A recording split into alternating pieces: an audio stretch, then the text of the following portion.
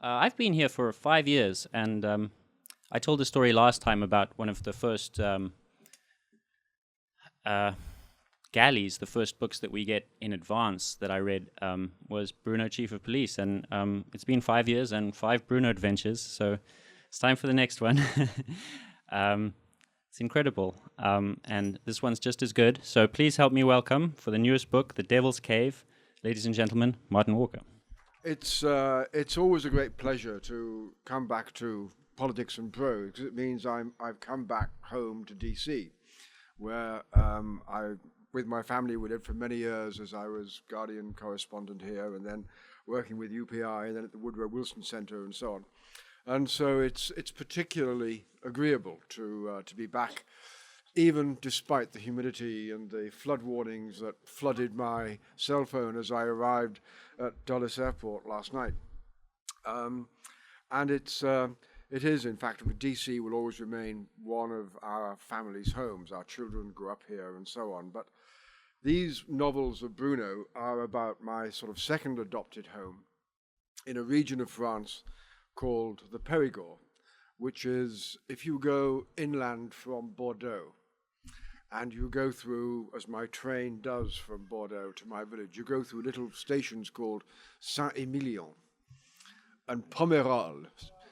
Then you start to realize that you are in a part of the world where wine and food and a certain quality of life are taken very seriously. And it's a part of the world that we've had a home in for the last 15 years. Excuse me. We began going there in 1981. I had a very good friend during the Lebanese wars of the 1970s. I made a very good friend, a French journalist who then was based in London, and he got married about the same time that I did, and we had our first children about the same time. And then in 1981, when Mitterrand won the election for the French presidency, Michel and Gabrielle said, "Socialism has come to France. Gaullism is over. We must go home and join the revolution." So they bought themselves a tumble-down old farmhouse in the Perigord, very near to a place called Le Bugue.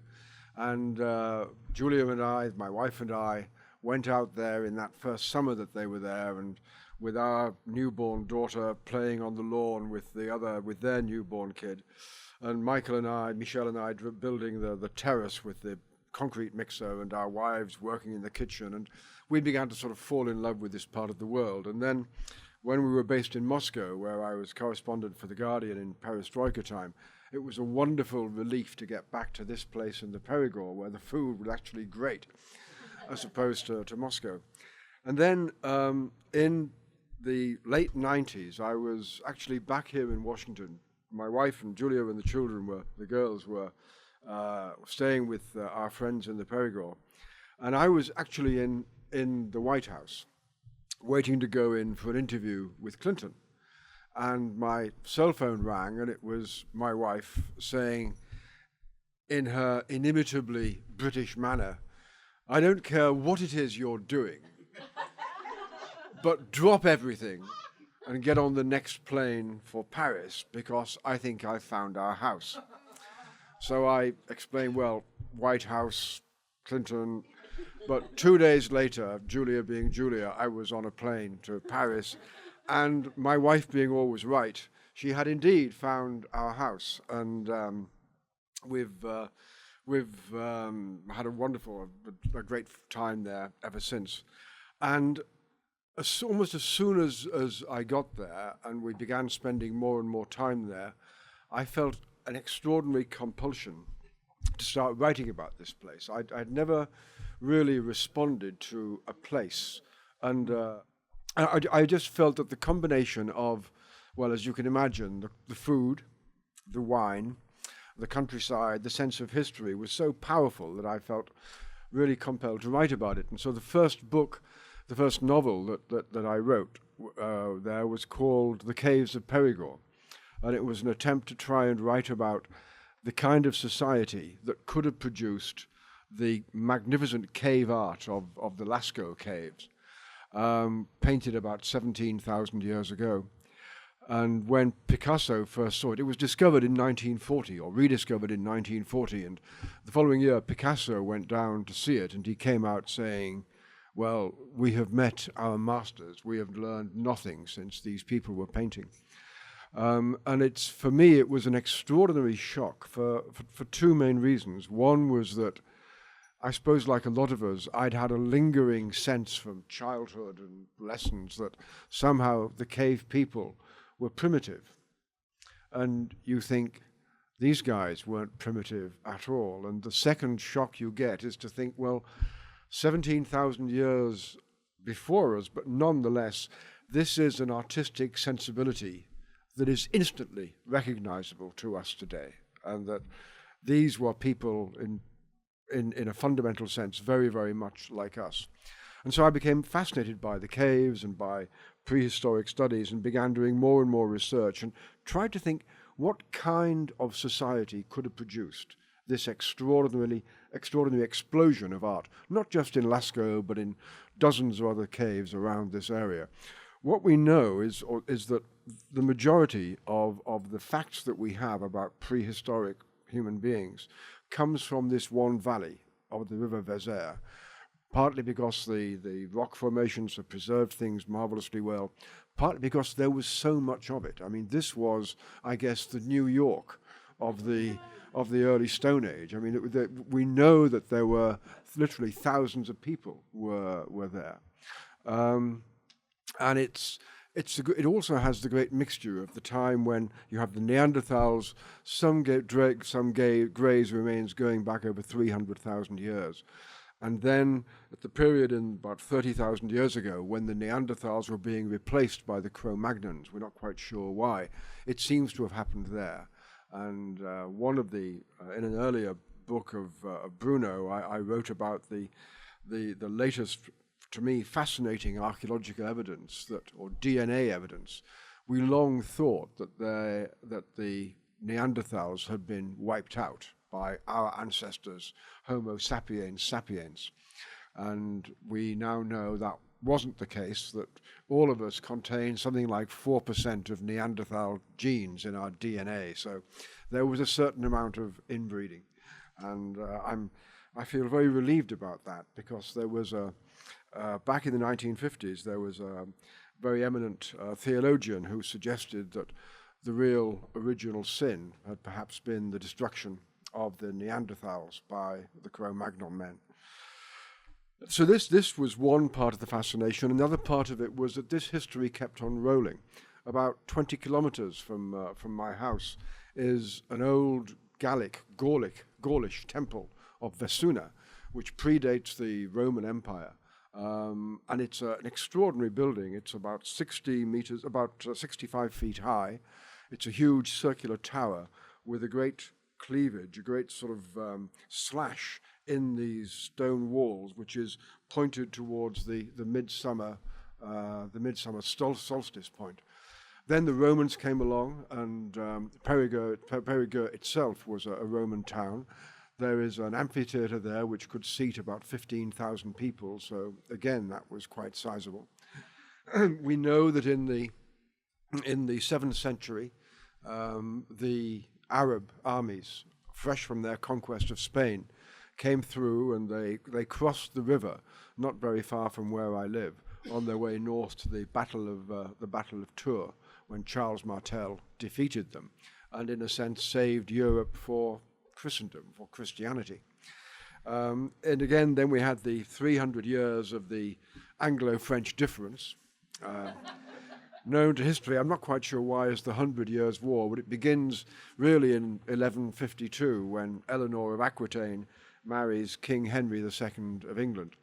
And the English then reckoned that they were really the owners of this particular part of southern France, and carried on fighting for it until 1453, when the English were finally defeated thanks to gunpowder.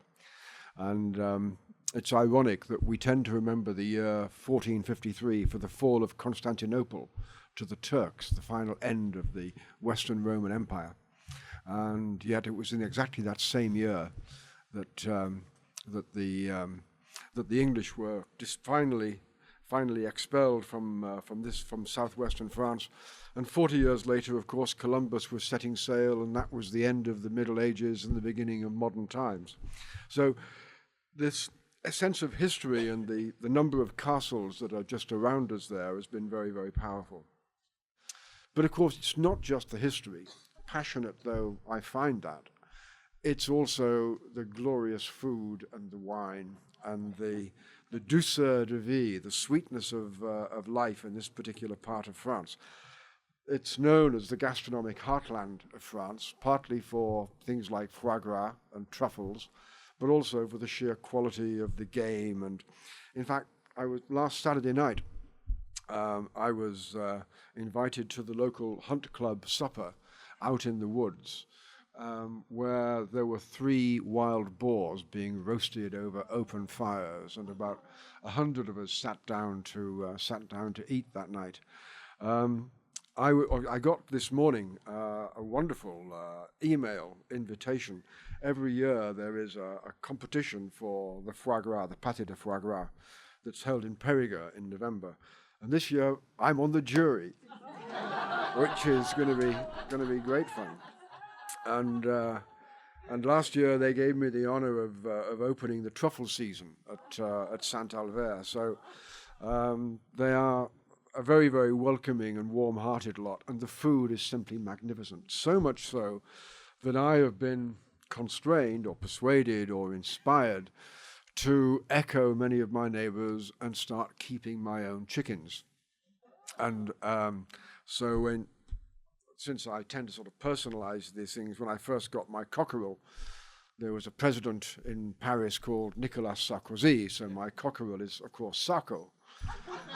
And his first 4 hens were, well, the pretty one was Carla Bruni, who was the wife of Sarko. The bully, who was always thrusting her way forward to get to the food first, was Margaret Thatcher. And then the most busy one, who was always fluttering about and always going, always chattering away and not producing too many eggs. Well, that was Hillary Clinton.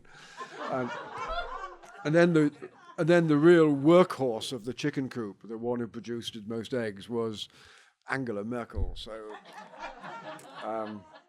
but then when Sarkozy lost the election and was replaced by the current socialist president, François Hollande, I was asking one of my neighbors what he thought I should do, and he gave me a very French answer. He said, "Martin, no problem, coq au vin." But I felt it wasn't quite the thing to eat a beast that I'd named, so instead I compromised and I bought a pheasant, and I called the pheasant François Hollande. And the pheasant had a lady pheasant or a hen pheasant to go with him, who is Valerie, after his female companion. But then something bizarre happened. If any of you keep chickens or fowl, you'll know how odd this is. My pheasant began leaping onto the hens. Now, this is not quite like a horse and a donkey. There is no way a pheasant can impregnate a hen. But this didn't stop François Hollande. And he became the king of the chicken coop, and poor old Sarko had to sort of stand by and put up with this serial cuckoldry that was taking place. So it's clearly I'd given François the wrong name. I should have called him Dominique Strauss-Kahn.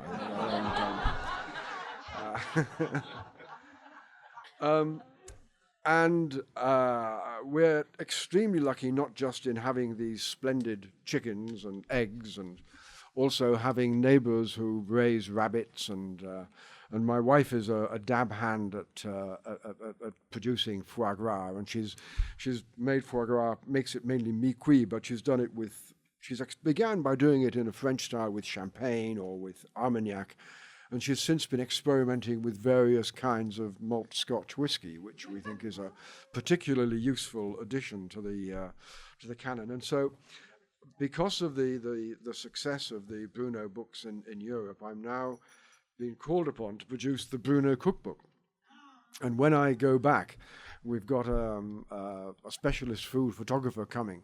And so we're going to have to be producing something like 5 dishes a day while the photographer sort of snaps away and produces them. And I'm currently working on a short story that will be a new Bruno short story that will be part of the book. But what I can tell you is that it ends with a Christmas short story. And that is that finishes up with a Christmas feast, which is a whole goose, which is stuffed with pruneaux d'Agen, wonderful prunes from Agen, and the prunes are themselves stuffed with foie gras. And we've cooked this, we've tried this. It is spectacularly good, but it's like a heart attack on a plate. I mean, the cholesterol levels are off the charts, but it's worth the risk, let me tell you. And on top of that, we've also been there long enough now that we've learned something wonderful and slightly secret about the sweetness of French life. I mean, if you just go there to France, you're quite surprised that the wine is not as cheap as you thought it might be. You can get vin de table for €1.50 a litre, but decent wine, you're paying Calvert and Woodley prices. Unless you have friends and neighbours, because in France, in an appellation contrôlée, you are limited to the amount of wine that can be produced in a year by that appellation. And equally, you're limited as a vineyard owner to a certain number of litres of your wine per hectare of land that you're farming. But in good years, when God is kind, one will produce rather more wine than you're allowed to sell. Now, under French law, you are meant to either pour that wine away into the ground or to give it to the state to have it turned into industrial alcohol. But French bureaucracy reminds me of many ways of the old Soviet Union. And when I was living there, I was very struck by the way that in the Soviet Union, nothing was legal, but everything was possible. And that's also the case in France. So in any wine-growing district, there is a broad understanding that for friends and family, a certain amount of this excess wine can be distributed. And in our part of the world, in the Perigord, this idea of friends and family is a fairly flexible concept. So on a regular basis, I will go down with one of my neighbours to a little vineyard in the Péchamont with the back of our car filled with little cubiliters, 10-litre plastic jars. And we'll come away with 50 litres for which we're paying €2 a litre, as opposed to 12 that you'd be paying in the wine shops. So it's not nearly as expensive to live there as you might think. So we drink very well and cheaply. We live on our vegetable garden all summer and on our chickens and our hens. It's amazing that I'm not about 3 times as fat as I am. I think it's having to sort of chase around after the hens when they get out of the hen coop that does that. And life is extremely sweet. And so it is a source of some embarrassment to me that here I'm describing this idyllic landscape and littering it with corpses. Because in every single Bruno book, of course, there's got to be a crime or a corpse or a mystery of some kind. And they, even my dear friend Piero, who is my tennis partner, as well as our local policeman, he has now accepted that you have to have a few crimes, even though he's spent his entire life trying to make sure that there is very little crime in our part of the world. And a technique he's developed, which is simply that he spends his mornings in summer teaching the kids in the school to play tennis, and his mornings in winter teaching them to play rugby. And he's dragooned me into the rugby stuff as well. And so I'm now the honorary president of our girls' rugby team, which got into the finals of the Southwest France Championship. And we've got one of our girls who's in the French national rugby team now. So I'm particularly pleased about that. And I'm happy to report, as the father of 2 daughters, that the girls' rugby team play much more viciously than the boys do. And they're very, very tough, these girls. So it's a wonderful, sweet life. and it's had the Bruno books, which are now in French as well, and so all of my neighbours have read them and so on. This gave me a little bit of nervousness, I must say, when I first began to write them.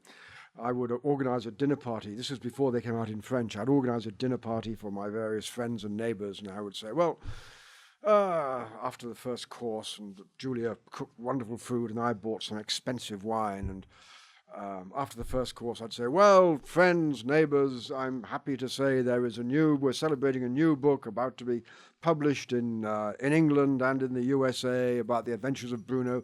And this book is about the charm and beauty of the women of Perigord. Yes, oui, très bien. And about the subtle wisdom of the men of Perigord and how they frustrate the tax collectors of Paris. Oui, madame, encore du vin. And so that was fine. But now, when they could read it for themselves, a certain nervousness I began to. Anyway, I have not been driven into exile. And in fact, what it's meant is that it's had quite an impact upon tourism. So I've been made into an honorary ambassador of the Perigord.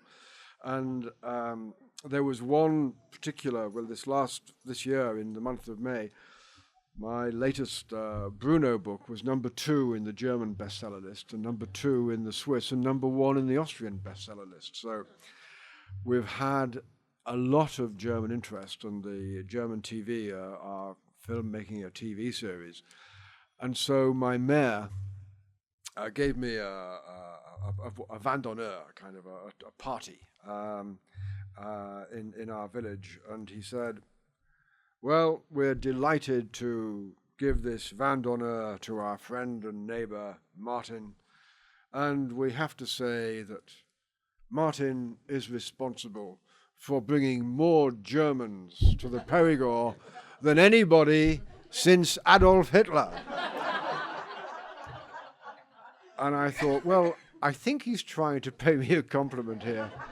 And then he went on and said, and of course, this time they're just bringing their money and they're welcome. So, but I have a very lovely time researching these books, as you can imagine. I very much enjoy writing them, and I'm delighted that I'm able to turn out one of these Bruno books a year, and that people enjoy them so much. I should add that the book that comes out next year has got a particular kind of Washington connection. As some of you may know, I'm still a senior scholar at the Wilson Center, the Woodrow Wilson Center here, and that is host to the Cold War Research Institute, and which gets quite a lot of Cold War documents declassified. And quite recently, they've had some fascinating ones declassified, all about the secret assistance the US gave to the French nuclear weapons program. So for many years, the French have claimed, we have got an independent nuclear deterrent, unlike those English lapdogs of the Americans. Ours is all our own. No, it wasn't. And we've got the documents from the transcripts of meetings between French presidents and defense ministers and Kissinger and Nixon and Carter and so on to prove it. And so I've had great fun making sure that some of this documentation is getting into the next Bruno. And I'm currently writing #7, as well as preparing the Bruno cookbook. And I think Mr. Bruno will be riding again and having a great fun doing it. So thank you very much for coming along, and thank you for enjoying Bruno. And I'll be happy to answer any questions that any of you might have about this delightful part of the world. Sir. Thank you. Thank you very much. Could you talk a little more about your process of writing? When do you write? How much do you write a day? How much do you rewrite? How much contemporaneous research do you do? Write in the morning, at night, so on. I have a rule that once I start writing, I have to produce at least 1,000 words a day, which is like 3 pages. So wherever I happen to be, I mean, if I'm on an aeroplane or if I'm on a train or if I'm at a conference somewhere around the world, I still have to get up early and produce my 1,000 words. And that means a fair bit of discipline, but it also means that I do a great deal of work on the synopsis. So before I sit down to actually write the novel, I will produce a synopsis of at least 10,000 words, which is about 30 pages or so, with a detailed analysis chapter by chapter and character notes and so on. And that's also when I'm doing my research, when that synopsis is being put together. And it's quite fun doing the research. And in fact, in this particular book, The Devil's Cave, I went to the French National Archives in Paris to look up something called the Archives of the Bastille, which actually contain the records of the French Heresy Court, which was closed down by King Louis XIV.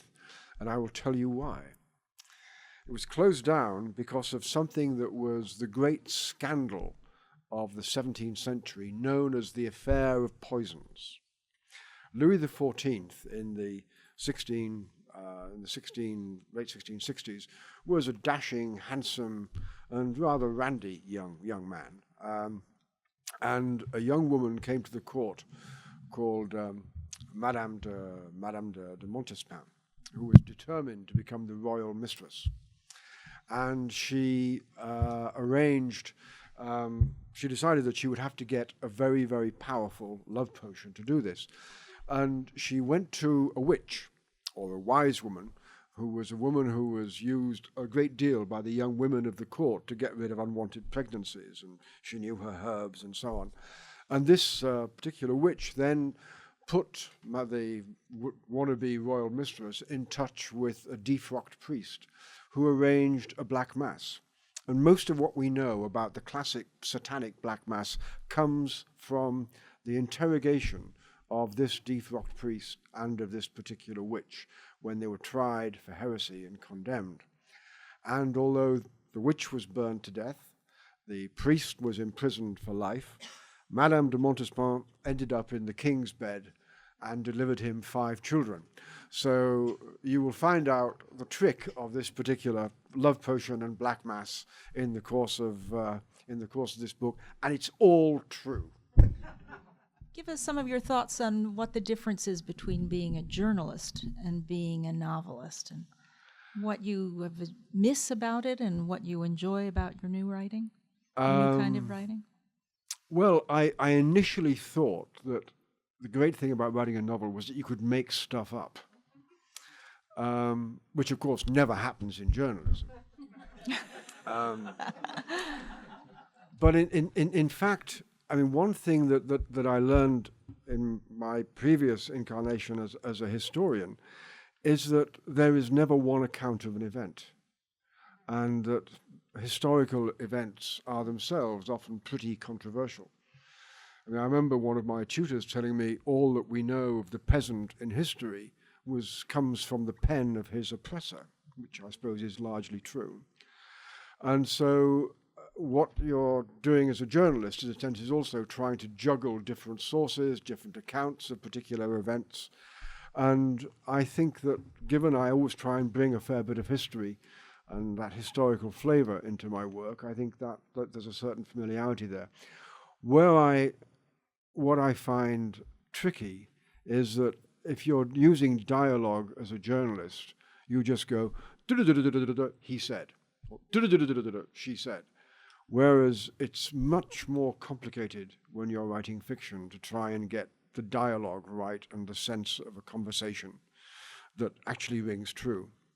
And what's more, in the kind of novels I write, unlike in journalism, you're not sort of starting with the main point and then going on through all the details, this sort of inverse pyramid they tell you about in all the journalism schools. No, you have to creep up on the reader a bit.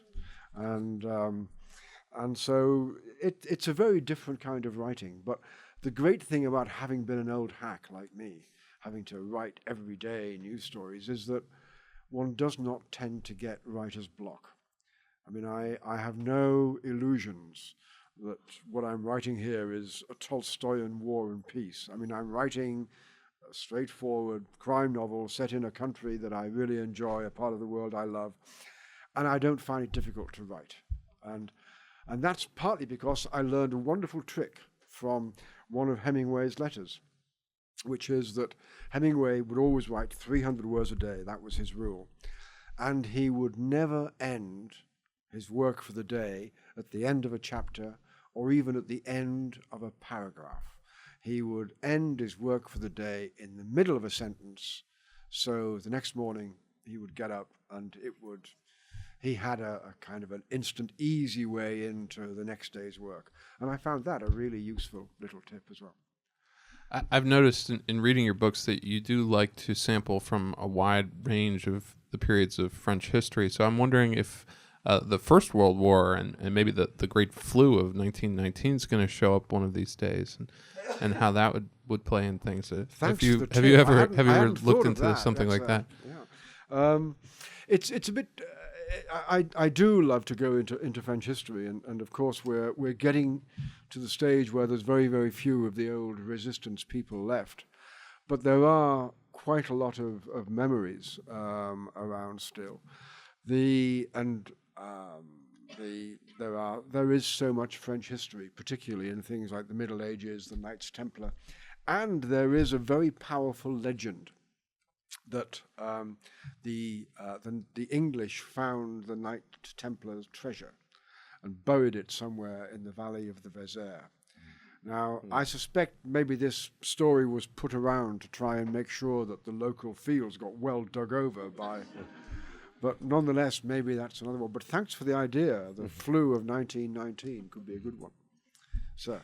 Yes, just a quick question. Have you been able to resist using your friends and neighbors as kind of the basis for characters in your books? And I didn't even try to resist. And what has been the reaction of those people who've identified themselves then? Oh, they're delighted. No, I mean, well, Pierrot, the policeman who was the original inspiration for Bruno, I have to say Pierrot is shorter than Bruno. He's a great deal plumper than Bruno, and he's a bit older than Bruno, and he's got a wife and a child and children. Whereas Bruno is, of course, a bachelor because I wanted to give him an interesting romantic life. But Pierrot is delighted now because barely, now this summer particularly, barely a day has gone past, but tourists have been coming up to him and with copies of the book in German or in Swedish or in Spanish or in Japanese or Turkish and getting him to sign it and getting photographs taken with him, and he loves this. I mean, this is because he had been a bit nervous that the current austerity program in France might mean that he would not be keeping his job for very long, but now he knows he's unsackable.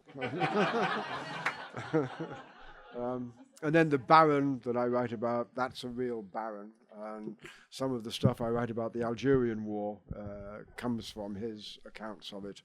And the Barbouz, the old spy that I write about in Black Diamond, that's based upon another friend called Raymond, who also was in the DGESE, which was the French version of the CIA.